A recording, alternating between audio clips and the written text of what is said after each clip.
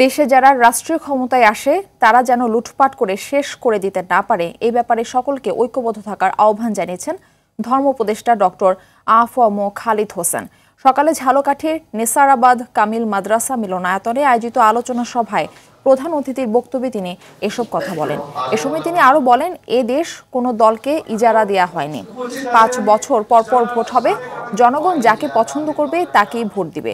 জেলা প্রশাসক মোহাম্মদ আশরাফুর রহমান, চট্টগ্রাম বিশ্ববিদ্যালয়ের সহকারী অধ্যাপক ডক্টর শহীদুল হক ও ইসলামিক ফাউন্ডেশনের গভর্নর মাওলানা শাহ মোহাম্মদ নিসরাউল হক এ সময় উপস্থিত ছিলেন। এদিকে বরিশালে ইমাম প্রশিক্ষণ একাডেমিতে ইমাম মুয়াজ্জিনদের সঙ্গে মতবিনিময় সভা করেছেন ধর্ম বিষয়ক উপদেষ্টা খালিদ হোসেন। বরিশালের জেলা প্রশাসক মোহাম্মদ দেলোয়ার হোসেন, পুলিশ সুপার মোহাম্মদ শরীফ উদ্দিন সহ অন্যান্যরা এ সময় উপস্থিত ছিলেন।